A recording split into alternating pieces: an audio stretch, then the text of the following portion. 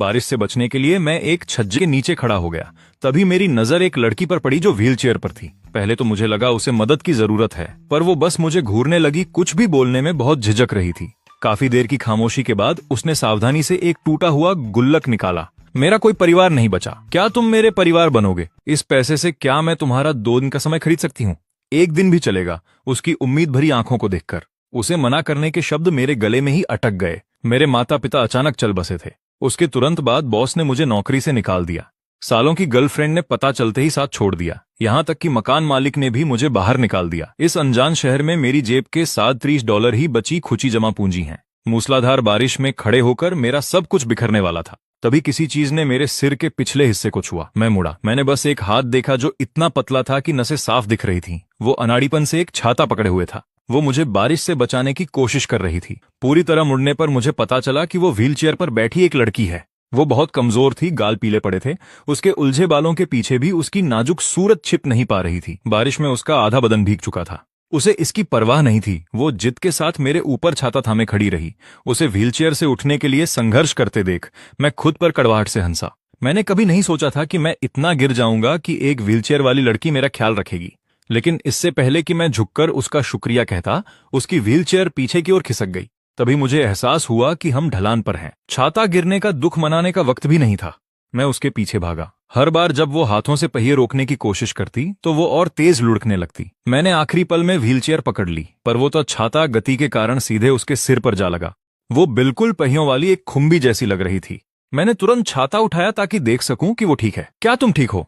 उसने अपना सिर हिलाया। वो पूरी तरह सुन्न हो चुकी थी। इतनी रात गए, तुम यहाँ अकेली क्या कर रही हो? ये शब्द मेरे मुंह से निकले और मुझे अफसोस हुआ। ये किसी अपराधी की बात जैसी लग रही थी। जैसा सोचा था वो रक्षात्मक हो गई। वो किसी डरी हुई बिल्ली की तरह अपनी व्हीलचेयर में सिकुड़ गई। मुझे बस घर चले जाना चाहिए। तुम्हारे घर वाले चिंता करेंगे। मेरा कोई परिवार नहीं है। कल ही मेरी दादी गुजर गई हैं। मुझे अचानक लगा कि मेरे पास कुछ ऐसा है जो नहीं होना चाहिए था। एक अंधेरा ख्याल मेरे जहन में घूमने लगा। बिना परिवार वाली एक लड़की व्हीलचेयर पर, वो कैसे जिंदा बचेगी? पर यह मेरी चिंता की बात नहीं है। आखिरकार मैं खुद को बड़ी मुश्किल से जिंदा रख पा रहा हूँ। शायद अपराध बोध में मैंने उसे घर छोड़ने का फैसला किया। लिफ्ट में जाने के बाद जैसे ही मैं मुड़ा, उसने मेरी जैकेट पकड़ ली। नोआ, क्या तुम रुककर मेरी बात सुनोगे? मैं मन ही मन मुस्कुराया। यह लड़की लोगों से बिना कांपे बात नहीं कर सकती, फिर भी दूसरों का ख्याल रखने का दिल रखती है। ये लो, छाता ले जाओ, कल लौटा देना। अब घर जाओ, बहुत देर हो चुकी है। अजनबियों से सावधान रहना। वो और भी घबराई हुई लग रही थी, लेकिन उसकी उंगलियों ने मेरी जैकेट नहीं छोड़ी। अब मैं समझ गया, ये उसकी मुझे रोकने की कोशिश थी। मैंने तय किया कि उसे ऊपर तक छोड़कर ही जाऊंगा, पर ऊपरी मंजिल पर पहुंचकर देखा उसका घर वहां नहीं था। वो और भी ऊपर बारिश में भीगी छत पर था। न रैंप न लिफ्ट, बस ऊपर तक जाते ऊबड़ खाबड़ सीढ़ियां। मैं सोच भी नहीं सकता कि उन सीढ़ियों से उतरने में उसे कितनी हिम्मत जुटानी पड़ती होगी। शुक्र है कि उसका वजन न के बराबर है और मैं उसे आसानी से ऊपर ले आया। जब उसने दरवाजा खोला तो पहली चीज जो दिखी वह लिविंग रूम में रखी एक पुरानी तस्वीर थी। एक बुजुर्ग महिला जो बड़ी ममता से मुस्कुरा रही थी, पर दरवाजे के पास कूड़े की थैलियों का अंबार लगा था, क्योंकि घर साफ करना भी उसके लिए संघर्ष था। नीचे कूड़ा फेंकना तो दूर की बात है। जितना मैं समझ रहा था, एक सवाल मुझे परेशान कर रहा था। इतनी दब्बू लड़की रात में बाहर क्यों गई थी? जाने के लिए जैसे ही मुड़ा, वो धीमी और उलझी आवाज में बोली, तुम इतनी दूर आ ही गए हो, वापस क्यों जा रहे हो? मैं ठिठक गया, पर जब मैंने उसे देखा तो उन साफ आंखों ने मेरे सारे उलझे ख्यालों को धो दिया। यह लड़की दुनिया को बिल्कुल नहीं समझती। उसे अंदाजा ही नहीं कि घर में किसी अनजान आदमी को लाना कितना खतरनाक है। इसलिए मैंने झुककर उसे समझाया, अनजान को घर लाना खतरनाक होता है, खासकर किसी ऐसे को जिसे तुम जानती ही नहीं। वो तुरंत सिकुड़ गई, जैसे गलती करते पकड़ी गई हो। मैंने नहीं किया। तुम पहली हो और मैं एक वयस्क हूं। मेरे पास आईडी कार्ड है। सिर्फ आखिरी बात ही साफ निकली, ये बात नहीं है। मैंने सख्ती से कहा, बात तुम्हारी उम्र की नहीं है। मुझसे वादा करो, किसी अनजान को घर नहीं लाओगी। मैंने बात पूरी की और जाने के लिए मुड़ा। मेरी जैकेट फिर से पकड़ ली गई। तो अगर तुम नहीं जाओगे तो ये अगली बार में नहीं गिना जाएगा, है ना? मुझे सिर्फ संचार की कमी ने नहीं, बल्कि उस अकेलेपन ने प्रभावित किया जिसे मैं बखूबी पहचानता था। पर मैं कोई फरिश्ता नहीं हूं और मेरे सामने एक लड़की बैठी है जो अपनी रक्षा नहीं कर सकती। कोई गारंटी नहीं कि मेरा अंधेरा एक दिन बाहर ना आ जाए। एक बर्बाद जीवन काफी है। कम से कम इसे किसी और में न फैलने दो। सुनो, मुझे पता है तुम्हें कंपनी चाहिए, पर अगर आज रुक भी गया तो कल क्या? परसों? मुझे जिंदा रहने के लिए कमाना है। मैं यहां हमेशा नहीं रह सकता। मुझे पता है यह क्रूर है, पर उसे अकेले सामना करना सीखना होगा। उसका सिर झुकता देख मुझे लगा कि मैं कुछ ज्यादा ही सख्त हो गया था। देखो, मेरी भी कोई मदद करने वाला नहीं है। मैं बड़ी मुश्किल से भूखा मरने से बच रहा हूं। मुझे पहले अपने पैरों पर खड़ा होने दो। मैंने सोचा नहीं था कि ये शब्द उसकी आंखों में उम्मीद जगा देंगे। वो तुरंत व्हीलचेयर बेडरूम में ले गई और एक टूटा गुल्लक लाकर बोली, मैं तुम्हारा साथ दूंगी। ये मेरी पूरी कमाई है, क्या इतने में काम चल जाएगा? उसकी आवाज धीरे धीरे और धीमी होती गई। वो जानती थी कि ये रकम एक छोटी मछली भी नहीं पाल सकती, पर उसने जिद से इसे पकड़े रखा। उसे ऐसा करते देख मुझे समझ नहीं आया क्या कहूं, पर अब मैं गंभीरता समझ पा रहा था। ये शायद उसकी आखिरी बचत थी। अगर मैं चला गया तो वो इस घर में भूखी मर जाएगी और किसी को पता भी नहीं चलेगा। इसलिए मैंने सीधे पूछा, तुम्हारे माता पिता कहाँ हैं? सच बताना, मम्मी और पापा मुझे नहीं चाहते, वे विदेश चले गए हैं। दादी से भी संपर्क नहीं हो पा रहा। वो मेरे लहजे से कांप रही थी, पर किसी तरह जवाब दे पाई। एक भारी लाचारी मुझे घेर गई। मेरा जवाब न मिलता देख उसने गुल्लक फिर ऊपर उठाया। उसका हाथ दुख रहा था, पर उसकी नजरें मुझ पर टिकी थीं। 2 दिन 1 दिन भी चलेगा, लोग बिकने के लिए नहीं होते। वे नहीं होते, पर पापा हमेशा कहते थे कि वो मुझे बेच देंगे। उसके शब्द मेरे सीने में जंग लगी, कीलों की तरह चुभे। मैं उसके घटिया माता पिता को ढूंढकर सजा देना चाहता हूँ। मेरी खामोशी में ही उसने जवाब पढ़ लिया। जो भावनाएं उसने इतने समय से दबा रखी थीं, वो आखिर फूट पड़ी। मुझे माफ कर दो, मैं डर गई हूं। मोटी बूंदें उसके पैरों पर गिरी, वो पैर जो कुछ महसूस नहीं कर सकते थे। मैं पूरी तरह सुन्न हो गया। अरे अरे, रोना बंद करो, क्या हम इसे बैठकर सुलझा नहीं सकते? मैंने नहीं सोचा था कि ये शब्द पॉज बटन की तरह काम करेंगे। वो तुरंत रुक गई, पर आंसू गिरते रहे और वो अब मुंह फुलाए बैठी थी, जिससे ऐसा लग रहा था कि मैं ही गलत हूं। कोई भी देखता तो मुझे ही विलेन समझता। मैंने आखिरकार हार मान ली। ठीक है, तुम्हें मुझसे क्या चाहिए? मुझे खाना चाहिए। बस ईमानदारी से कहूं, मैं किसी भी चीज के लिए तैयार था। उम्मीद नहीं थी कि वो खाने की मांग करेगी। क्या क्या ये ठीक है? बस खाना। ये तुम्हें पहले कहना चाहिए था। रसोई में क्या है? गाजर और अंडे। ओ, और राइस कुकर में शायद चावल हैं। फिर वो अचानक शर्माकर नीचे देखने लगी। मैंने ज्यादा नहीं सोचा, शायद वो सामाजिक रूप से घबराई हुई है। मैं राइस फ्राइड बनाने रसोई में गया, लेकिन अंदर जाकर देखा तो वहां कुछ नहीं था। बस एक बारिश वाला हुड और कोने में कुछ अंडे, एक सूखी गाजर और 2 पुरानी टूटी पतीली थीं। सच कहूं, ये इतना खाली था कि दिल टूट गया। कम से कम तेल, नमक और सोया सॉस वहां थे, तो गोल्डन एक फ्राइड राइस बनाना मुश्किल नहीं था। पर जब मैंने आत्मविश्वास से राइस कुकर ढका ढक्कन उठाया, तो नीचे के चावल इतने सख्त थे कि हथियार की तरह इस्तेमाल हो सकते थे। मैंने एक गहरी सांस ली। मेरी आंखें दोषी को ढूंढने लगीं और मैंने देखा कि वो चुपके से अपनी व्हीलचेयर बेडरूम की तरफ ले जा रही है। वहीं रुको, वो वहीं जम गई। वो भागना चाहती थी, पर हिम्मत नहीं हुई। वो बस मुझे दयापूर्ण आंखों से देखती रही। यह इतना बेतुका है कि मुझे हंसी आ गई। समझाओ, इसे तुम ओवरनाइट चावल कहती हो? किसी ने नहीं पूछा कितनी रातें। बताओ, ये कितने दिनों से यहां पड़े हैं? ओह, 3 दिन, 4 हो ही नहीं सकता। 3-4 दिनों में तुमने इसमें फफूंद की एक पूरी कॉलोनी उगा ली। ये राइस कुकर की गलती है। वो धीरे से बुदबुदाई। मैंने अपनी किस्मत को कोसा और सफाई शुरू की, पर पतीली धोते हुए एक और चिंताजनक ख्याल आया। आखिरी बार तुमने कब खाया था? 2 दिन, उसने नीचे देखकर कहा। उसका पेट भूख से गड़गड़ा उठा। अब सब समझ आ रहा था। यह छोटी बच्ची भूख से मर रही थी। मैंने एक सेकंड भी बर्बाद नहीं किया। मैंने पतीली को तब तक रगड़ा जब तक वो चमक न गई, जबकि आयरिस लिविंग रूम में इंतजार करती रही। कभी कभी मुझे देखने के लिए सिर अंदर करती, या सही कहें तो राइस कुकर को घूरती रही। करीब 20 मिनट बाद मैं गर्मा गर्म एक फ्राइड राइस लेकर बाहर आया, पर कमरे में एक भी डाइनिंग टेबल नहीं थी। आयरिस ने किसी जादू की तरह एक फोल्डिंग टेबल निकाली। मैंने उसे चम्मच दिया। उसने सीधे अंडों पर हमला किया। एक बड़ा चम्मच भरकर बिना फूंके मुंह में डाल लिया। गरम गरम। इतनी जल्दी क्या है? कोई तुमसे छीन नहीं रहा। मैंने खुद एक निवाला लिया। बुरा नहीं है। आयरिस ने सुना और थोड़ी देर शांत रही, फिर सिर झुकाकर और तेज खाने लगी। पहले तो मुझे लगा वो बस भूखी है, लेकिन आधी कटोरी खाते खाते आयरिस के आंसू नहीं रुक रहे थे, जबकि वो खाती जा रही थी। क्यों फिर से रो रही हो? क्या पतीली ठीक से साफ नहीं थी? क्या स्वाद खराब था? मैं बुरी तरह डर गया था, पर वो आंसुओं के बीच हंस पड़ी। उसने हाथ की उल्टी तरफ से चेहरा पोंछा और बोली, कुछ नहीं। मुझे बस दादी की याद आ गई। वो हमेशा यही कहती थी। मैं कुछ कहना ही चाहता था, पर उसकी मुस्कान ने मुझे निहत्था कर दिया, जिसे देखना ही सुकून भरा था। मेरे सीने का बोझ थोड़ा हल्का हो गया। मैं मानूंगा, मेरा दिल पिघल गया। नहीं नहीं नहीं, मैंने खुद को मानसिक थप्पड़ मारा, पर इस हरकत से आयरिस डर गई। उसे शांत करने के बाद मैंने जाने से पहले कुछ बुनियादी हुनर सिखाने का सोचा। मैंने पूछा वो स्कूल कहाँ जाती है। उस उम्र में उसे कम से कम व्यावसायिक स्कूल तो पूरा करना चाहिए था, पर वो इसे लेकर काफी संवेदनशील थी। वो काफी देर फर्श को घूरती रही, फिर धीरे से बोली, मिडिल स्कूल। मैं सिर्फ मिडिल स्कूल तक पढ़ पाई। बाकी बच्चे हमेशा मेरा मजाक उड़ाते थे। दादी ने कहा मुझे वापस नहीं जाना, पर मैं संभाल सकती थी। मैंने एक लंबी आह भरी। इतने समय से घर में कैद, दुनिया से कटी हुई, और अब वो दादी भी नहीं रही जो उसे सबसे ज्यादा प्यार करती थी। सामाजिक कौशल तो भूल ही जाओ। उसकी भावनात्मक उम्र उसी साल थम गई होगी जिस साल उसने पढ़ाई छोड़ी। साफ है कि स्कूल उसके लिए एक बंद दरवाजा है। सरकार की मदद का क्या? क्या कभी तुम्हारे घर को मिली? मुझे नहीं पता। जैसे ही मैं उसकी स्थिति को लेकर परेशान हो रहा था, आइरिस ने बीच में टोका। क्या मैं तुम्हारी तस्वीर बना सकती हूँ? डर है कि अगर तुम चले गए तो वापस नहीं आओगे। उसने बात पूरी भी नहीं की, वो पहले ही अपने कमरे में जा रही थी।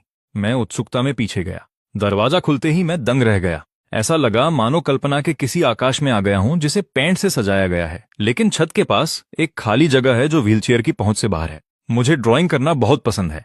पेंटिंग की बात करते ही उसकी आंखों में वो आत्मविश्वास आया जो पहले नहीं दिखा था, पर मैं सोच भी नहीं सकता कि दीवारों पर पेंट करना उसके लिए कितना कठिन होगा।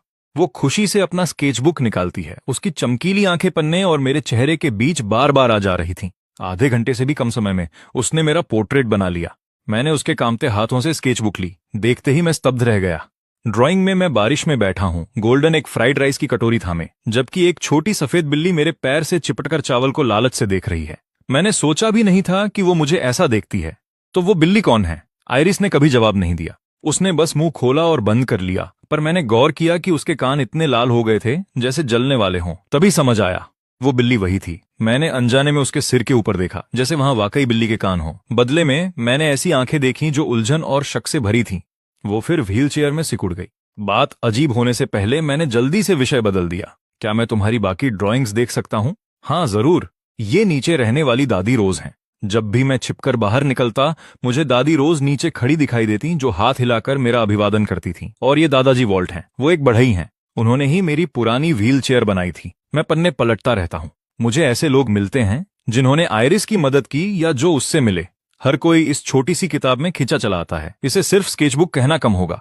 यह एक प्यारी और भावुक डायरी जैसी है जिसे बहुत ही सुंदर अंदाज में बनाया गया है। तभी मुझे एक ख्याल आता है। मैं अपना फोन निकालता हूं और फ्रीलांस इलस्ट्रेशन के दाम चेक करने लगता हूं।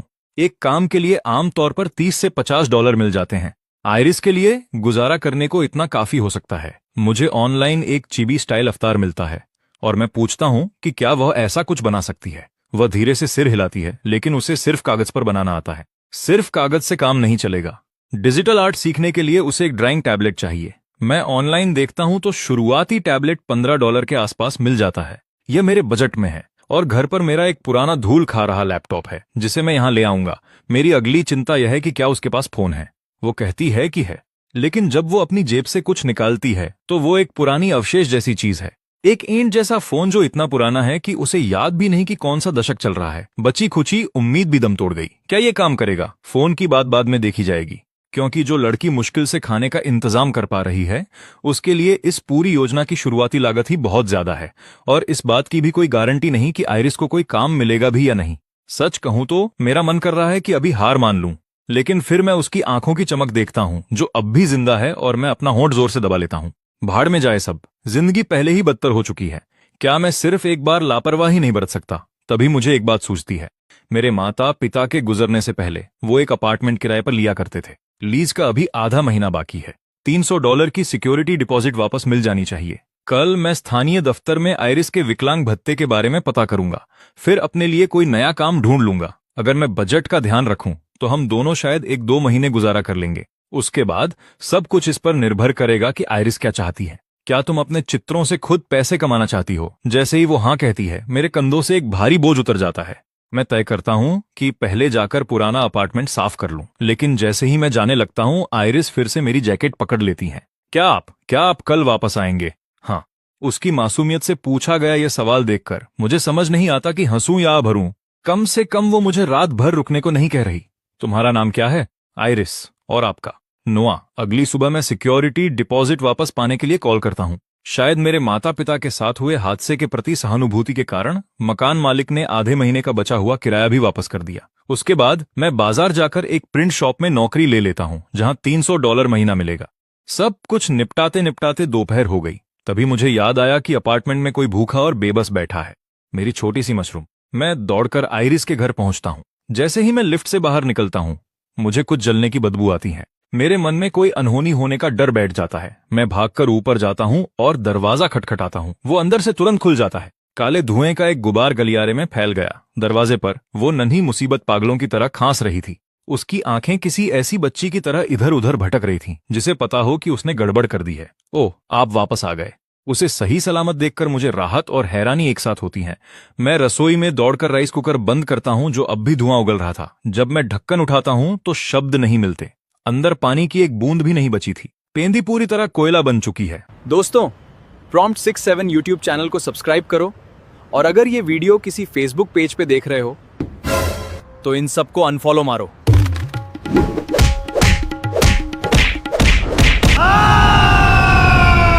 दोबारा रीअपलोड नहीं करूंगा। प्लीज यार, ऐसे फेसबुक पेजेस को अनफॉलो करो, असली प्रॉम्प्ट 67 को सब्सक्राइब करो। सॉरी भाई। मैं मुड़ता हूँ और अपनी छोटी मशरूम को चुपके से खिसकने की कोशिश करते हुए पकड़ लेता हूँ। समझाओ मुझे क्या हुआ। मैं बस कुछ पकाना चाहती थी, लेकिन मैं डर गई कि आप देखेंगे तो सोचेंगे कि ये बुरा है। तो मैं इधर उधर भागती रही और फिर मैं भूल गई। मैं अपने दांत पीस रहा हूँ। अगर मैं वक्त पर न पहुंचा होता तो पता नहीं ये लड़की क्या आफत खड़ी कर देती। आइरिस, अगर तुमने दोबारा खाना पकाने की कोशिश की तो मैं तुम्हें ही पतीले में डाल दूंगा। उसके मासूम से चेहरे पर एक नजर डालता हूं और मेरा गुस्सा गायब हो जाता है। ठीक है, ठीक है, चलो थोड़ी ताजी हवा में चलते हैं, आ जाओ। आइरिस धीरे से ठीक है कहती है और अपनी व्हीलचेयर रसोई से बाहर ले जाती है। खाना खाने के बाद वो एक और धीमी आवाज निकालती है और किचन से बाहर निकल जाती है। खाना खा लेने के बाद आइरिस अपने थोड़े से उभरे हुए पेट पर हाथ फेरती है। उसने कुछ भी ज्यादा नहीं खाया। शायद एक आम इंसान की तुलना में 1/3 हिस्सा। उसका पेट बहुत जल्दी भर जाता है। उसे देखकर मैं उसे छेड़े बिना नहीं रह पाता। जरा देखो वो छोटा सा फूला हुआ पेट। बाहर चलें और टहल लें। आइरिस तुरंत सिर हिलाती है। फिर उसे अपनी गलती का एहसास होता है और वो जल्दी से अपना पेट ढक लेती है। मेरा पेट गोल नहीं है। मैं गौर करता हूं कि उसकी आवाज अब भी धीमी है, लेकिन वो पहले की तरह जड़ नहीं हो रही है। मैं आइरिस से कहती हूं कि अपने दस्तावेज ले ले। सारे दस्तावेज, हम जा रहे हैं। जहां वो घबरा जाती है। नागरिक मामले ब्यूरो। लेकिन हम अभी तो मिले हैं, क्या ये बहुत जल्दी नहीं है? तुम छोटी चालाक, तुम्हारे दिमाग में क्या चल रहा है? मेरा मतलब है अपना विकलांगता प्रमाण पत्र, अपना आईडी कार्ड, वो सब लेकर आओ। हमें तुम्हारे विकलांगता भत्ते के बारे में पूछना है कि वो कहीं भेजा जा रहा है या किसी ने कभी उसका दावा किया है। मैं उसे घूरता हूं जब तक कि उसे समझ नहीं आ जाता कि उसने गलत मतलब निकाल लिया था। इसके बाद छाई खामोशी बहुत अजीब है। मैं बाहर इंतजार करने के लिए निकल जाता हूं। हालांकि मुझे पक्का नहीं पता कि मैं किस चीज से भाग रहा हूं, क्योंकि इस समय मुझे वो बिल्कुल समझ नहीं आ रही। वो कोई छोटी बच्ची नहीं है, क्योंकि उसने नागरिक मामले ब्यूरो का संदर्भ तुरंत समझ लिया था, लेकिन बुनियादी समझ का बहुत हिस्सा गायब लगता है। क्या वो वाकई स्वाभाविक रूप से नासमझ हो सकती है? यकीनन अगर मैं उस छोटे से सिर को खोलूं तो अंदर सिर्फ खालीपन नहीं होगा। यह ख्याल भर ही मुझे सहरा देता है। तभी आइरिस सावधानी से दरवाजे से अपना सिर बाहर निकालती है, यह देखने के लिए कि मैं वहां हूं या नहीं। वो जाहिर तौर पर शांत हो जाती है। जल्दी करो, घूरना बंद करो और बाहर आओ। अगर हम देर से पहुंचे तो लाइन लग जाएगी, और अगर मैं थक गई तो मैं व्हीलचेयर को आगे झुका दूंगी और खुद बैठ जाऊंगी, जबकि तुम मुझे धक्का दोगे। तुम डराने वाली। आइरिस साफ तौर पर घबरा गई है। दोनों हाथों से वो तेजी से खुद को दरवाजे की तरफ धकेल रही है। मैं जोर से हंस पड़ता हूं। दादी नेली मुझे देख लेती हैं और तुरंत मेरा रास्ता रोकने के लिए सामने आ जाती हैं। उनकी आंखें शक से भरी हैं।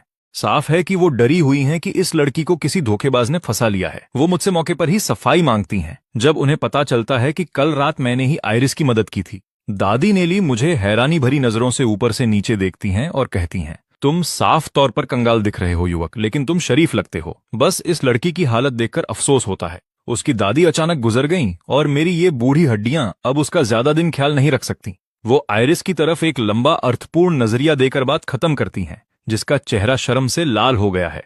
मैं जल्दी से विषय बदल देता हूँ। क्या दादी नेली को पता है कि आइरिस का विकलांग भत्ता कहाँ भेजा जा रहा है? दादी नेली कहती हैं कि उन्हें भी कोई अंदाजा नहीं है। आइरिस, क्या तुम्हें अपनी दादी के बैंक खाते का पासवर्ड याद है? आइरिस अपना सिर हिलाती है। यह चीजों को मुश्किल बनाता है, तो मैं उसे बैंक ले जाने और उसके नाम पर नया खाता खोलने का फैसला करता हूँ। फिर हम बस सीधे भुगतान का विवरण अपडेट कर सकते हैं। इस तरह उसे यहाँ वहां भागना नहीं पड़ेगा। मैं आइरिस को बैंक की ओर धकेलता हूँ। पूरे रास्ते आइरिस लगातार पीछे मुड़कर मुझे देखती रहती है। आखिरकार वो हिम्मत जुटाकर पूछती है, क्या मुझे अपनी खुद की बैंक पासबुक मिलेगी? पासबुक को भूल जाओ, कोई पासबुक नहीं। मैं देख सकता हूँ कि वो कुछ कहना चाहती है पर रुक जाती है। मैं उसे थोड़ा छेड़ने से खुद को रोक नहीं पाता। लेकिन एक अच्छी खबर है, तुम्हें अपना एटीएम कार्ड मिल रहा है, जो पासबुक से कहीं ज्यादा सुविधाजनक है। क्या एटीएम कार्ड महंगा होता है? बिल्कुल नहीं। इसे बनाने में लगभग $1 लगता है। पूरा $1। वो तो मेरे पूरे हफ्ते का खर्च है। तुम कौन से दशक में जी रही हो? वाह। मैं धीरे से सांस लेता हूं और उसके लिए मेरे सीने में दर्द होता है। चिंता मत करो, मैं पैसे कमाने का कोई तरीका ढूंढ लूंगा, तुम्हारे मौजूदा खर्च से सैकड़ों गुना ज्यादा। सच में? आइरिस अपना सिर ऊपर करती है। साफ है कि उसे इस संख्या का कोई अंदाजा नहीं है। उन साफ आंखों में सिर्फ उस वादे की उम्मीद है। लेकिन जैसे ही हम भीड़भाड़ वाले बैंक में घुसते हैं, उसकी घबराहट हावी हो जाती है। जब बैंक क्लर्क पूछता है कि उसे किस काम के लिए मदद चाहिए, तो वो हकलाने लगती है और मेरी जैकेट को ऐसे पकड़ लेती हैं जैसे वो लाइफलाइन हो, बेताबी से बचाव ढूंढ रही हो। मैं उसे दस्तावेज खिड़की से अंदर डालने के लिए इशारा करता हूँ।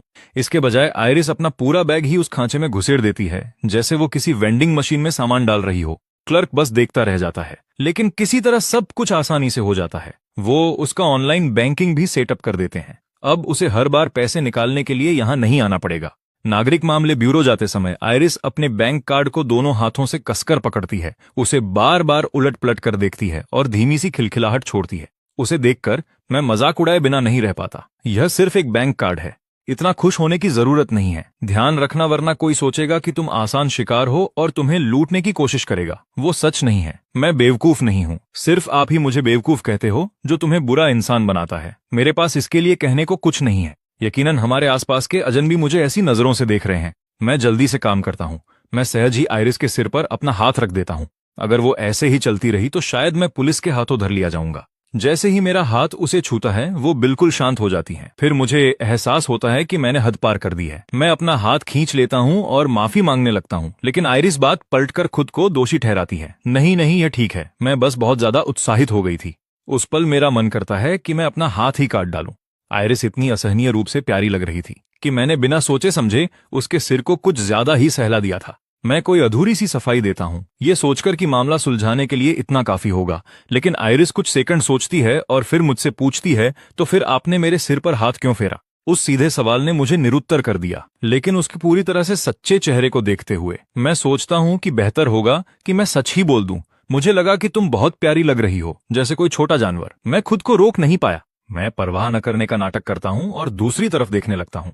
उसकी प्रतिक्रिया जानने के लिए चुपके से वापस देखता हूँ। वो बस एक धीमी सीओ की आवाज निकालती है और मुड़ जाती है, लेकिन मैं उसकी मुस्कान छिपाने की कोशिश करते हुए देख लेता हूँ। मैं इस बारे में ज्यादा नहीं सोचता, यही मान लेता हूँ कि उसे प्यारा कहे जाने की खुशी हो रही है।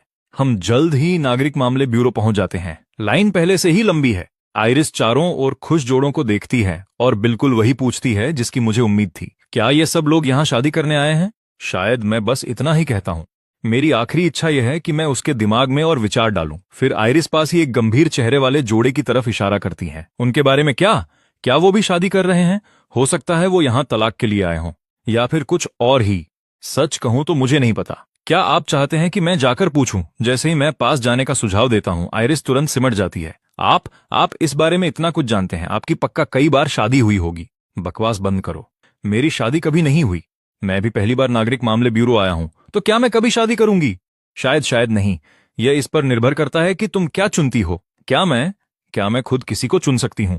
उसकी आंखों में उम्मीद की एक किरण चमक उठती है, लेकिन वो उतनी ही जल्दी गायब हो जाती है। क्या कोई मुझे चुनेगा? उसका वो धीमा हारा हुआ सवाल मेरे अंदर कुछ सुलगा देता है। किसने कहा ये?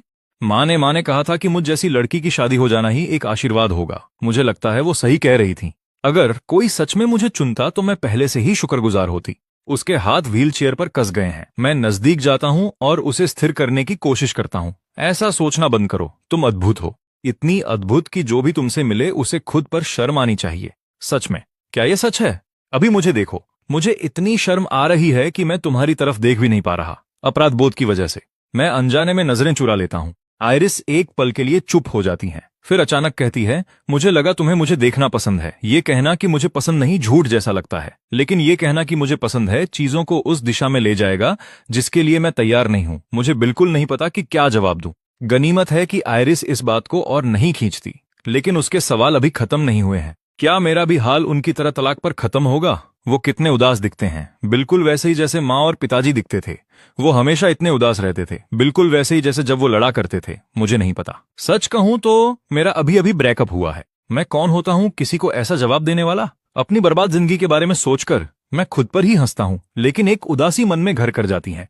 तभी मुझे एक छोटा सा हाथ मुझे छूता हुआ महसूस होता है। उदास मत हो, तुम्हारे हाथ कितने बड़े हैं। जब वो मेरे सिर पर ऐसे टिकते हैं और उसे लपेट लेते हैं तो ये बिल्कुल मेरे दादाजी के हाथों जैसा लगता है जब मैं छोटी थी। तुम एक अच्छे इंसान हो, इसलिए तुम्हारे हाथ भी जरूर अच्छे ही होंगे। मैं जोर से हंसे बिना नहीं रह पाता। इस लड़की का दिमाग एक अच्छे इंसान होने का कनेक्शन अच्छे हाथों से कैसे जोड़ता है। लेकिन मुझे मानना पड़ेगा, आयरिस से मिलने के बाद से मेरा मन काफी हल्का महसूस हो रहा है। हमारी बारी जल्दी आ जाती है। इस बार मैं आयरिस के बोलने का इंतजार नहीं करता। मैं पहले खिड़की के पास जाता हूँ। नमस्ते, हम उसके विकलांगता भत्ते के बारे में पूछना चाहते हैं और साथ ही फाइल में भुगतान खाता अपडेट करना चाहते हैं। क्या आप कृपया प्रासंगिक दस्तावेज मांग सकते हैं? मैं आयरिस को कोहनी मारता हूँ जो अभी भी खोई हुई है। वो जल्दी से अपना बैग खंगालती है और दस्तावेजों का एक पुलिंदा निकालती है। ऐसा पहले एक बार कर चुकी होने के कारण इस बार वो इसे ज्यादा स्वाभाविक रूप से संभाल लेती हैं। लेकिन जब क्लर्क पूछता है कि खाता बदलने की जरूरत क्यों है, तो आयरिस फिर से जम जाती है। वो मेरी तरफ देखती है, लेकिन वो मुझ पर बोझ नहीं डालना चाहती। वो खुद शब्द निकालने की कोशिश करती है, लेकिन लंबी खामोशी के बाद भी कुछ नहीं निकलता। साफ है कि वो उस डर से अभी बाहर नहीं आई है, इसलिए मैं उसकी मदद के लिए आगे आता हूँ। उनकी दादी का हाल ही में देहांत हो गया है। ऐसी स्थिति में कृपया उसका प्रमाण दें और ये फॉर्म भरें। एक बार जब सब ठीक हो जाए तो बस यहाँ हस्ताक्षर कर दें। आयरिस आखिरकार राहत की सांस लेती है और फॉर्म भरने के लिए पेन उठाती है, लेकिन ये शांति ज्यादा देर नहीं टिकती। क्लर्क आगे झुकता है। क्या आप दोनों जोड़े हैं? क्या आप यहाँ रहते हुए पंजीकरण करना चाहेंगे? हम फिलहाल शादी के तोहफे के तौर पर खाना पकाने का तेल, साथ में एक पतीला और कुछ अंडे दे रहे हैं। मेरे पेट में खलबली मच जाती है। मैं लगभग भूल ही गया था कि हम नागरिक मामले ब्यूरो में हैं। मैं जल्दी से बताता हूं कि हम सिर्फ दोस्त हैं। साथ ही आयरिस की तरफ देखता हूं जिसका भाव बदल चुका है। मुझे नहीं पता था कि उसका चेहरा पूरी तरह से लाल हो चुका है।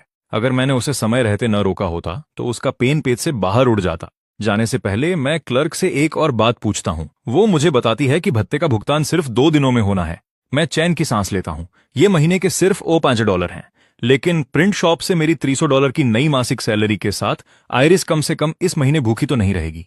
नागरिक मामले ब्यूरो से निकलने के बाद मैं देखता हूं कि आयरिस अभी भी पहले वाले विषय पर अटकी हुई है, जैसे शादी उसके लिए किसी तरह की आपातकालीन चीज हो। क्योंकि दादी ने कहा था कि शादी करने के बाद कोई ना कोई हमेशा तुम्हारे साथ होगा, तुम साथ में खुश रहोगे। वो तुम्हारे गिरने पर लगी चोटों पर फूंक मारेंगे और वो तुम्हारी हर कमी को बर्दाश्त करेंगे। तभी मुझे एहसास होता है, शादी से जो कुछ भी वो चाहती है वो सिर्फ साथ है और कुछ नहीं। क्या तुम्हारी कोई पसंद भी है? तुम सिर्फ किसी ऐसे व्यक्ति के साथ पूरी जिंदगी नहीं बिता सकते जिसे तुम बर्दाश्त न कर सको। मैंने वास्तव में इस बारे में नहीं सोचा है, लेकिन दादी ने कहा था कि जब तुम किसी ऐसे व्यक्ति को ढूंढ लो जिससे तुम शादी करना चाहती हो, तो बस उन्हें घर बुलाओ और अपने खाने से उनका दिल जीत लो। मुझे कहना पड़ेगा, ये वाकई एक साहसी पारिवारिक परंपरा है। उसके खाना पकाने के बारे में सोचकर मैं चुपचाप उस बेचारे आदमी के लिए शोक मनाता हूं, जो भी वो हो। आयरिस साफ तौर पर मेरा हाव भाव देख लेती है और उसका आत्मविश्वास कम होने लगता है, लेकिन वो जिद करती है कि मैं इसे जरूर बहुत स्वादिष्ट बना दूंगी। हाँ हाँ बिल्कुल, मुझे तुम पर पूरा भरोसा है। अगर कुछ बुरा हुआ तो बस उसे खींच कर वापस ले आना और उसे खिला देना। यह सुनकर मैं कांपे बिना नहीं रह पाता। मैं आयरिस से अपनी पहली मुलाकात को याद करता हूँ। यह सुनकर लगता है कि वो मेरे ही बारे में बात कर रही है, लेकिन वो इतनी नासमझ दिखती है, इतनी मासूम कि मैं उसे परखने के लिए आगे पूछता हूँ, ये सड़क से किसी को उठाकर लाने से कैसे अलग है? मुझे उम्मीद नहीं थी कि आयरिस सिर हिलाएगी। ये उतना अलग नहीं है। क्या तुम जानती भी हो कि उस मुहावरे का क्या मतलब है? तुमने बस सिर हिलाया। दादी नेली ने मुझे बताया था। इसका मतलब है किसी मजबूत नौजवान को पकड़ना और उसे घर लाना, फिर उसे खिला पिलाकर मोटा करना। वो बूढ़ी औरत इस लड़की को आखिर क्या सिखा रही थी? मैं देखता हूं कि आयरिस के कान हल्के गुलाबी हो रहे हैं। तभी मुझे सब समझ आता है। आयरिस, क्या तुम्हें वाकई समझ आ रहा है कि तुमने क्या कहा? आता है। मैं बच्ची नहीं हूं। मैं जानती हूं कि मुझे क्या जानना चाहिए। उसका सिर और नीचे झुकता जाता है, लेकिन वो अपनी बात जारी रखती है, हमेशा की तरह जिद्दी। मैं ये भी जानती हूं कि कल रात तुम्हें घर लाना कोई अच्छा विचार नहीं था, लेकिन तब तुम बिल्कुल मेरी तरह दिख रहे थे। मुझे लगा तुम्हें भी किसी की जरूरत है। मेरी सांसें थम जाती हैं। मैं उसकी व्हीलचेयर को धक्का देता हूं और काफी देर तक खामोश रहता हूं, जब तक कि बात पूरी तरह समझ नहीं आती। वो शुरू से जानती थी कि मैं उसके साथ क्या कर सकता था, लेकिन मुझे सिर्फ अपने साथ कोई चाहिए था। आयरिस को इतना हारा हुआ देखकर, सब कुछ दांव पर लगाने के लिए इतना तैयार होना, बिल्कुल वैसा ही है जैसे मैं पहले हुआ करता था। लेकिन उसे इस तरह देखना सिर्फ मेरे गुस्से को और भड़का रहा है। किसने कहा कि कंपनी की जरूरत का मतलब है तुम्हें ऐसा कुछ करना होगा? क्या तुम्हारे मन में ये ख्याल नहीं आया कि अगर कोई और होता तो क्या हो सकता था? लेकिन आपने नहीं किया, क्योंकि मैंने बड़ी मुश्किल से खुद को रोका, क्योंकि मुझे लगता है कि मैं बेकार हूं। क्या तुम्हें वाकई लगता है कि जिसे बिना कुछ किए सब मिल जाए वो इसकी कद्र करेगा? वो बस तुम्हें एक बेवकूफ समझेंगे। मुझे माफ करना, लेकिन तुम एक अच्छे इंसान हो। आयरिस के आंसू एक एक करके गिर रहे हैं और डांट खाने के बावजूद वो मुझे अपने दोस्त का कार्ड थमाती है। मैं इतना निराश हूं कि मैं सच में हंस देता हूं। इसलिए मैं उससे सीधे पूछता हूं, तो तुम वाकई मुझे अपने साथ रखने की योजना बना रही थी? पहले नहीं, मैं बस चाहती थी कि कोई मेरे साथ रहे। लेकिन जब मुझे एहसास हुआ कि तुम एक अच्छे इंसान हो, और फिर आज यहां आने के बाद मुझे पता चला कि ये वाकई मुमकिन था। मुझे माफ करना, मैं बहुत जल्दी में थी उसके बाद आयरिस पूरी तरह शांत हो जाती है, लेकिन मैं चीजों को जोड़ना शुरू कर देता हूँ। ये लड़की ऐसी लगती है जैसे सब समझती है, लेकिन उसकी सोच पूरी तरह से उल्टी हो गई है। शादी के बारे में उसका ख्याल प्यार या आकर्षण से कोई ताल्लुक नहीं रखता। वो बस चाहती है कि कोई वहां मौजूद रहे। और सच कहूं, मैं थोड़ा प्रभावित हूं, लेकिन एक लड़की के सामने खड़े होकर जो किनारे पर झूल रही है, उसका फायदा उठाना कुछ ऐसा है जो मैं बस नहीं कर सकता। इसलिए मैं उसकी ठुड्डी ऊपर करता हूं और उसे मेरी तरफ देखने पर मजबूर करता हूं। क्या मैं तुम्हें पसंद हूं?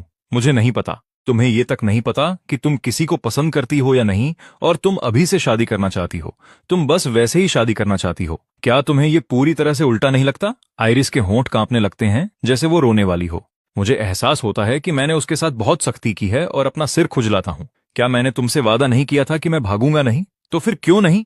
एक बार जब तुम साथ को अलग कर दो तो ये समझने के लिए कुछ समय लो कि क्या मैं वाकई इसके लायक हूं, और साफ तौर पर सोचो कि तुम उसकी आंखें फिर से चमक उठती हैं जैसे कहीं नई जगह जाने के लिए दरवाजा खुल गया हो। मैं आ भरते हुए उसके बालों को सहलाता हूं।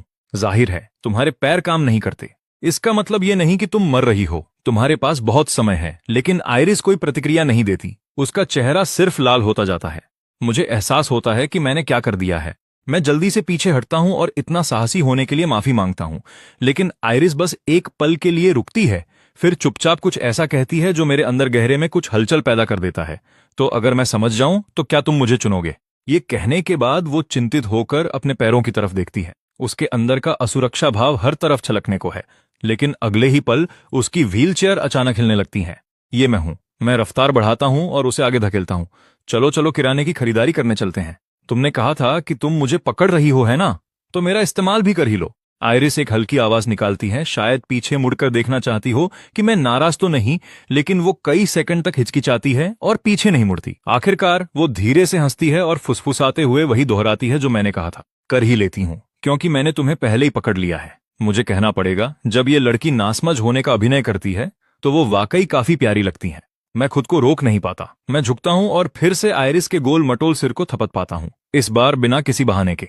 मैं बस ऐसे व्यवहार करता हूं जैसे कुछ हुआ ही नहीं। तुमने फिर से मेरे सिर को क्यों थपथ पाया? मैंने तो कर दिया। तुम इसके बारे में क्या कर लोगी? वैसे भी तुमने मुझे ऐसे पकड़ा जैसे मैं तुम्हारा ही हूं। क्या मैं एक बार तुम्हारे सिर को थपथपा भी नहीं सकती? आयरिस अपनी ठुड्डी थोड़ी ऊपर उठाती है। उसकी आवाज में थोड़ा आत्मसंदेह कम है। तो क्या इसका मतलब ये है कि तुम्हें लगता है कि मैं प्यारी हूं? अरे यार, इस लड़की को टालना और मुश्किल होता जा रहा है। ये देखकर कि मैं जवाब नहीं दे रहा, आयरिस बस आगे बढ़ जाने का फैसला करती है। मुझे लगता है तुम भी काफी प्यारे हो, तो क्या मैं तुम्हारे सिर को थपथपा सकती हूँ? उसकी आंखें उम्मीद से भरी हैं। मेरा दिमाग बंद हो गया है। क्या वो हमेशा इतनी सीधी होती है? और वो इस नतीजे पर कैसे पहुंची कि मैं प्यारा हूं सिर्फ तब जब तुम नाराज थे? क्या तुम्हें डांट खाने का कोई शौक है? तुम इसे चेक करवा सकती हो, मुझे नहीं है। मैं बस इतना जानती हूं कि तुम नाराज हुए क्योंकि तुम मेरी परवाह करते हो। तो भले ही मुझे डर लगा, मुझे फिर भी तुम बहुत प्यारे लगे। और तुम कह रहे हो कि तुम्हें डांट खाने का शौक नहीं है। मुझे नहीं है। तुम जानते हो मैं सबसे धीमी हूं और तुम फिर भी मुझे परेशान करते हो। अब मैं बात नहीं कर रही। जैसे ही आयरिस घबराती है, उसके शब्द लड़खड़ाने लगते हैं। अंत में वो बस अपने गाल फुला लेती है और मुंह बनाकर चुप हो जाती है। लेकिन मेरा ध्यान सड़क के किनारे एक फोन शॉप की तरफ चला जाता है। मैं एक पल के लिए हिचकिचाता हूं। आयरिस को वहीं रुकने को कहता हूं, फिर एक गहरी सांस लेकर अंदर जाता हूं। कुछ देर बाद मैं बाहर आता हूं और आयरिस की तरफ एक छोटा सफेद बॉक्स उछालता हूं। क्या ये मेरे लिए है? वो उसे खाली नजरों से घूरती है, काफी देर तक हिलती भी नहीं, बस उसे पत्थर की तरह देखती रह जाती है। बेशक ये तुम्हारे लिए है, वरना मैं वहां क्यों जाता? इसे पहले बहुत सख्त होने के लिए माफी के तौर पर समझो। मैं खुद को उसकी तरफ सीधे देखने लायक नहीं बना पा रहा। ये बिल्कुल वैसा ही है जैसे पहली बार मैंने किसी लड़की को तोहफा दिया हो। ये बहुत ज्यादा है, मैं इसे स्वीकार नहीं कर सकती। ये उतना ज्यादा नहीं है। ये सबसे सस्ता मॉडल था, महंगे वाले वैसे भी मेरी पहुंच से बाहर थे। आयरिस छोटे बॉक्स को देखती हैं। साफ है कि वो खुश है, लेकिन वो अभी भी फोन वापस करने की जिद करती हैं। मैं जानबूझकर एक कदम पीछे हटता हूं और खुद को उसकी पहुंच से बाहर कर लेता हूं। फिर आयरिस वाकई अपनी कुर्सी को मेरी तरफ धकेलती है ताकि मुझे पकड़ सके। मुझे डर है कि कहीं वो गिर न जाए। मैं उसे मनाने की कोशिश करता रहता हूं। देखो, तुमने तो खुद को एक रसोइया चुन ही लिया है। अगर तुम्हारा आदमी तुम्हें फोन दिला दे तो ये सिर्फ इसलिए है ताकि वो तब वापस आ सके जब तुम्हें भूख लगे। सोचो इसके बारे में। क्या तुम्हें इसे पास नहीं रखना चाहिए? क्या वाकई ऐसा होता है? हाँ, बिल्कुल। और वैसे भी अगर तुम पैसे कमाना शुरू करना चाहती हो तो तुम्हें इसकी जरूरत पड़ेगी। जब तुम पर्याप्त कमा लोगी तो तुम हमेशा मुझे वापस कर सकती हो। ये कैसा रहेगा? इतनी बहस के बाद आयरिस अनिच्छा से फोन स्वीकार कर लेती है, लेकिन वो कसम खाती है कि जब वो पैसे कमाएगी तो वो मुझे जरूर चुका देगी। अब तक काफी देर हो चुकी है। मैं फिर से व्हीलचेयर पकड़ता हूँ और किराने का सामान खरीदने निकल जाता हूँ। जैसे ही खाने की बात आती है, आयरिस का उत्साह बढ़ जाता है, लेकिन एक सेकंड बाद वो कुछ सोचती है और अचानक चिंतित हो जाती है। तुम मुझे ये फोन दोगे और फिर गायब हो जाओगे, है ना? मैं नहीं होऊंगा तो तुम कब तक रुकोगे? खाने के बाद फिर पूछना। पतझड़ का आसमान जल्दी काला हो जाता है। अटारी की खिड़की से ढलती रोशनी एक ऐसी शांति में बदल जाती है जो कहीं और नहीं मिलती। आयरिस आराम से पीछे बैठ जाती है। उसका छोटा पेट थोड़ा उभरा हुआ है। वो एक आलसी जमाई के साथ अंगड़ाई लेती है। उसकी शर्ट का पतला कपड़ा इतना ऊपर उठ जाता है कि एक नरम सा घुमाव दिखने लगता है, और जैसे वो अंगड़ाई लेती है, किनारे के नीचे से पीली त्वचा का एक टुकड़ा दिखाई देता है। उसका पतला शरीर बस एक पल के लिए पूरी तरह से सामने था। मैंने हाल ही में गौर किया है कि वो मेरे साथ काफी सहज हो रही है। वो मेरा घूरना पकड़ लेती है और जल्दी से अपना पेट ढंक लेती है।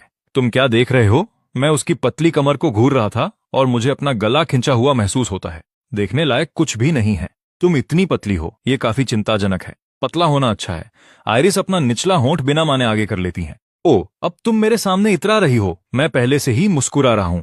तुम्हारे उस शरीर के साथ तुम्हें हवा वाले दिन बाहर निकलने के लिए बिजली के खंभे को पकड़ना पड़ेगा। तुम्हें प्यारी दिखने की चिंता कम और खाने की चिंता ज्यादा करनी चाहिए। मेरा पेट भरा हुआ है। हा हा। आयरिस अपने पेट को सहलाती है, एक ऐसी गर्माहट के साथ मुस्कुराते हुए जो पूरे कमरे को भर देती है। उसके लिए पेट भरा होना दुनिया की सबसे बड़ी खुशी हो सकती है। क्या तुम्हारा पेट भर गया? मैं दोबारा चेक करता हूं। आयरिस मजबूती से सिर हिलाती है और उसकी आंखें चमक उठती हैं। क्या इसका मतलब है कि मैं अब पूछ सकती हूं? मैं ध्यान देता हूं और उसके शुरू करने से पहले ही उसे टोक देता हूं। चूंकि तुम्हारा पेट भर गया है, मैं निकल रहा हूं। मैं तुम्हें कल फिर खिलाने आऊंगा। तुम धोखा दे रहे हो। वो सही कह रही है। मैं बस उस सवाल से भागना चाहता हूं जिसे मैं पहले टालने में कामयाब रहा कि क्या मैं उसे चुनूंगा। अंदर ही अंदर मुझे जवाब पता है, लेकिन अपनी जिंदगी का कबाड़ा देखकर मैं खुद को भी नहीं समझ पा रहा। मैं बदले में उसे क्या पेशकश कर सकता हूं? ज्यादातर बच्चे जो बिना किसी सहारे के बड़े हुए, वो अपनी हड्डियों में शर्म लेकर चलते हैं। मैं सामने खड़ी इस नासमझ लड़की से बेहतर कैसे हूं? लेकिन मैं इससे इनकार नहीं कर सकता। अभी मेरे अंदर कुछ उग्र हलचल हो रही है। मुझे पैसे चाहिए।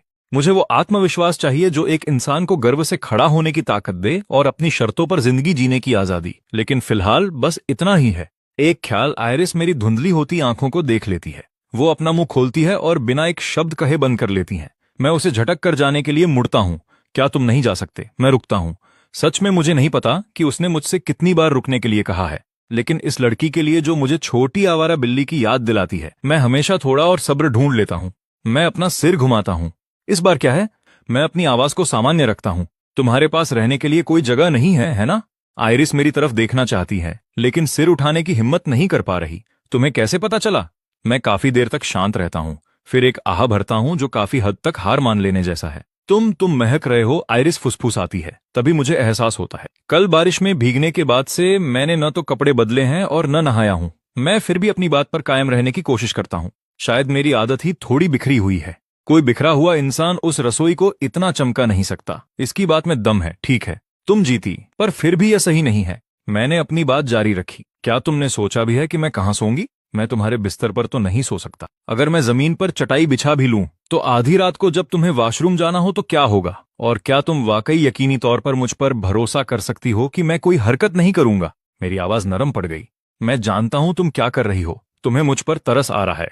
आयरिस ने ईमानदारी से सिर हिलाया। फिर उसने सिर झुकाकर पूछा, तो क्या इसका मतलब यह है कि तुम मान रहे हो कि तुम्हें मुझसे प्यार है? मेरा गला रुंध गया। मैं अनजाने में पीछे हट गया। यह लड़की बहुत तेजी से आगे बढ़ रही है। मैंने अपनी उंगलियां जोर से माथे पर टिका लीं। मैंने माथा दबाया। मैं इसका सीधा जवाब नहीं देना चाहता था, पर मैंने इसे नकारा भी नहीं। देखो, क्या तुम उन मासूम आंखों से मुझे देखना बंद कर सकती हो और उसी लहजे में ऐसे सवाल पूछना बंद कर सकती हो? जब तुम ऐसा करती हो तो मुझे लगता है कि मैं कोई बुरा इंसान हूं। आयरिस ने नजरें फेर लीं। तो मुझे क्या करना चाहिए? ठीक है, माना। मैं मानता हूं कि तुम खूबसूरत हो, बिल्कुल बेदाग, कभी कभी थोड़ी परेशान करने वाली, पर एकदम सही मायनों में प्यारी। जिस भी लड़के में जरा भी एहसास होगा, उसके मन में ख्याल तो आएंगे ही। मैं 2 कदम आगे बढ़ा और झुककर उसकी आंखों में देखा, पर इसीलिए मुझे खुद पर काबू रखना पड़ रहा है। क्या तुम समझ रही हो? मैं समझ गई। आयरिस ने तुरंत सिर हिलाया। फिर उसने सिर झुकाकर पूछा, तो क्या इसका मतलब है कि अगर मुझे तुमसे पहले प्यार हो जाए तो तुम्हें और कोई पछतावा नहीं होगा? मेरा दिमाग सुन्न पड़ गया और फिर मेरे स्तब्ध खड़े रहने के दौरान कुछ नरम और कोमल मेरे गाल से आ लगा। जब तक मुझे होश आया मैंने उसे अपना चेहरा तेजी से पीछे खींचते देखा, जो देखते ही देखते लाल हो रहा था। पर उसने खुद को संभाला और हट के साथ मुझे देखने लगी, जैसे वह जवाब मांग रही हो। मैंने बिना सोचे अपने गाल को छुआ, फिर मैं उछल कर खड़ा हो गया। रुको, तुम क्या कर रही हो? क्या तुम्हें पता भी है तुमने क्या किया? मेरे पास इन भावनाओं को संभालने की जगह नहीं है। मैं जानता हूं मैं धीमा हूं, मैं बहुत सी चीजों को लेकर उलझन में रहता हूं और मैं वाकई नहीं जानता कि किसी को पसंद करना कैसे काम करता है। आयरिस हर शब्द पर लड़खड़ाई, पर वह जो कह रही थी उसका मतलब जानती थी। पर मुझे इसका यकीन है, मैं तुम्हें पसंद करने की पूरी कोशिश करूंगा। मैं यह एहसास अपने भविष्य के खुद से उधार ले रहा हूं। हाँ, भविष्य से उधार, वो भावनाएं जो मुझे तुम्हारे लिए होंगी। तो तुम्हें पहले चूम लेना ठीक रहेगा, है ना? जैसे ही ये शब्द निकले उसकी हिम्मत जवाब दे गई। उसने तेजी से अपना चेहरा छिपा लिया। मैं पूरी तरह से हक्का बक्का रह गया। मेरा दिमाग जैसे गर्म हो गया। काफी देर की खामोशी के बाद मैंने किसी तरह एक वाक्य कहा, क्या तुम ऐसा कर सकती हो? हाँ, तुम कर सकती हो। आयरिस ने पूरे भरोसे के साथ सिर हिलाया। मैंने तुम्हारा फोन उधार लिया है। जब मेरे पास पैसे होंगे तो मैं उसे चुका दूंगी। तो खुद से ही थोड़ा सा प्यार उधार लेना, यह गलत कैसे हो सकता है? अंत में मैं खुद ही अपनी बिछाई जाल में फंस गया। यह किसी बुमरैंग की तरह मेरे सिर के पीछे लगा। मैंने आखिरकार खुद को संभाला और बीच में बोला, रुको, तर्क ऐसे काम नहीं करता। भविष्य से भावनाएं कौन उधार लेता है? मॉर्टगेज यानी गिरवी होता है। आयरिस ने धीरे से कहा, और इसके अलावा अगर तुम खुद से ही उधार लेते हो तो तुम्हें कभी उसे चुकाना नहीं पड़ता। अपनी चालाकी मुझ पर इस्तेमाल करना बंद करो, वरना मैं इसे किसी और पर इस्तेमाल करूंगी। आयरिस ने बिना किसी चेतावनी के सिर झुकाया। नहीं, इससे पहले कि मैं रुक पाता मेरे मुंह से शब्द निकल गया। मुझे तुरंत पछतावा हुआ। मेरा मन हुआ कि मैं खुद को थप्पड़ मार लूं। आयरिस खिलखिलाकर हंस पड़ी। साफ है कि यह पूरी बात पहले से सोची हुई थी। अचानक उसे अब वो गन से कोई फर्क नहीं पड़ता दिख रहा था। मैंने सख्त चेहरा बनाने का नाटक किया। तुम्हें यह सब किसने सिखाया? दादी ने ली। आयरिस ने अपने कंधे सिकोड़ लिए। खैर, एक बार जब तुम किसी को पकड़ लेते हो तो उसके होठों पर हक तुम्हारा हो जाता है। जब वह बुदबुदा ही रही थी, मुझे पीछे से एक धक्का महसूस हुआ। वह किसी तरह मेरी पीठ के पीछे आ गई और पूरी ताकत से मुझे धकेल रही थी। जाकर नहाओ, बुरी बदबू आना अच्छी बात नहीं है। आयरिस पूरी कोशिश करती दिख रही थी, पर उसमें ताकत लगभग न के बराबर थी। मैं 2 कदम उसकी तरफ बढ़ा। तुम सच में चाहती हो कि मैं यहां रुकूं? यकीन है तुम्हें? क्योंकि मैंने तो पहले ही अपने भविष्य के खुद से तुम्हें पसंद करना छोड़ दिया है। तो अब मैं वो हूं जिसे पहले प्यार हुआ है। तुम्हें कोई दबाव महसूस करने की जरूरत नहीं है। सच में चीजें ऐसे काम नहीं करती। मेरे सिर में दर्द हो रहा था और शब्द बस बाहर आ रहे थे। तुम भविष्य की भविष्यवाणी वैसे भी नहीं कर सकती। तुम कैसे जानती हो कि तुम्हारा भविष्य का स्वरूप क्या महसूस करेगा, प्यार या नफरत? शायद कुछ समय में हम अजनबी हो जाएं। आयरिस का सिर झुक गया और वह चुप हो गई। मुझे एहसास हुआ कि मैंने बिल्कुल उस जगह चोट की है जो सबसे ज्यादा दर्द देती है। मेरे कुछ कहने से पहले ही वो बोल पड़ी। तो फिर मैं इसे साबित कैसे करूं? एक और बार। तुम्हें इसकी लत लग गई है ना? मैं वहीं गिरने को हुआ। मैंने दोनों हाथ ऊपर उठाए। ठीक है, मैं तुम्हें मानता हूं। हम ठीक हैं। आयरिस ने मजबूती से सिर हिलाया। वह इसे लेकर थोड़ी घमंडी लग रही थी, पर जब वह सुनती है तो बातें जहन में बिठा लेती है। कितना कुछ अंदर जाता है यह अलग सवाल है। तो तुम यहां रहोगी? तुम्हारे पास सोने की जगह है, क्या यह अच्छा नहीं है? सोने से मतलब है, चाहे वो कहीं भी हो। वह अपनी उन उम्मीद भरी आंखों से मुझे देखती रही। वह जो कारण दे सकती है वो मुझे समझाने के लिए काफी नहीं है। मुझे खुद को समझाने के लिए वजह चाहिए। मैंने एक लंबी सांस ली। मेरी बहस खत्म हो चुकी थी, पर मैं फिर भी कुछ थामे रखना चाहता था। आयरिस काफी देर तक बेचैन रही और चुप रही। फिर उसने धीरे से अपना कबूलनामा दिया। मैं नहीं चाहती कि कोई और तुम्हें मुझसे दूर ले जाए। मुझे यकीन नहीं हुआ कि उसने सच में यह कह दिया। मैंने एक एक शब्द जोर से कहा, ठीक है, तुम सिर्फ ऐसे ही नहीं कह रही हो। आयरिस की आंखें फैल गईं। मैं इसे मानता हूं। मैं उसे देखने की हिम्मत नहीं जुटा सका। मैंने कोने से अपना बैग उठाया और सीधे बाथरूम की तरफ भागा। नहाने के लिए अंदर गया। दरवाजा बंद हुआ, पानी चला और फिर मेरी चीख निकली, ओह, ये तो बहुत ठंडा है। ठंडा पानी। 50 मिनट बाद मैं बाहर आया और साफ कपड़े पहने। फर्श पर बने पहियों के निशान अब पहुंच दिए गए थे। आयरिस अब सीधे फर्श पर बैठी थी, चुपचाप इंतजार कर रही थी। मैंने तौलिए से बाल सुखाए। तुमने फर्श साफ किया। तुम अपनी व्हीलचेयर से नीचे क्यों उतरी? आयरिस ने मुझे देखते ही ऊपर की ओर अपना चेहरा किया। अगर मैं नीचे आऊंगी तो तुम्हारे करीब रह सकूंगी। मेरा दिल धड़कना भूल गया। इस लड़की का अंदाज सांस लेने की जगह नहीं छोड़ता। मैंने जबरदस्ती अपनी धड़कने काबू की और धीरे से उसके पास बैठ गया। फोन अभी भी छोटी मेज पर रखा था। प्लास्टिक रैप को किसी ने छुआ तक नहीं था। तुम बस यहां बैठी रही और पूरे समय इंतजार करती रही। हाँ, क्या कुछ गलत है?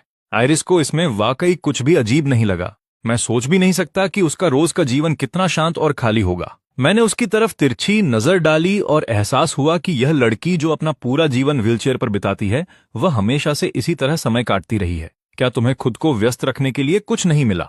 इस तरह बस इंतजार करना बहुत उबाऊ है। मेरे दिमाग में यही चल रहा था कि जब तुम मेरे बगल में बैठोगे तो कैसा लगेगा। यह बिल्कुल भी उबाऊ नहीं था। आइरिस ने मेरी तरफ देखने के लिए सिर पीछे किया। वो चमकीली बड़ी आंखें बिल्कुल खुली और निडर।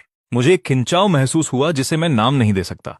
मैंने बात जल्दी से बदल दी। यह और भी बड़ा कारण है कि फोन का इस्तेमाल करना सीख लो। देखो, तुम बोरियत की वजह से पहले से ही बातें सोच रही हो। क्या वाकई यही वजह है? हाँ, 100%। मैंने बिना हिचकिचाए यह बात कही। फिर फोन के साथ खेलो। मैंने बॉक्स उठाया और उसकी बाहों में थमा दिया। आइरिस ने उसे सावधानी से पकड़ा और पलट पलट कर हर तरफ से देखती रही। उसने अपने नाखूनों से सील खोलने की कोशिश की। कुछ नहीं हुआ। फिर उसने उसे दांत से काटा। क्या तुमने चाबी का इस्तेमाल करना नहीं सुना? मैंने अपना हाथ माथे पर रखा। आइरिस ने आज्ञाकारी बनकर अपनी चाबियां निकाली और जोड़ को कुरेदना शुरू किया। एक साफ आवाज के साथ बॉक्स खुल गया। अंदर एक चमकदार काली स्क्रीन चुपचाप बैठी थी। बॉक्स झटके से खुल गया। अंदर एक चमकदार काली स्क्रीन रखी थी। आइरिस ने उसे दोनों हाथों से उठाया, इतनी सावधानी से जैसे वो टूट न जाए। उसकी आंखें हर सेकंड के साथ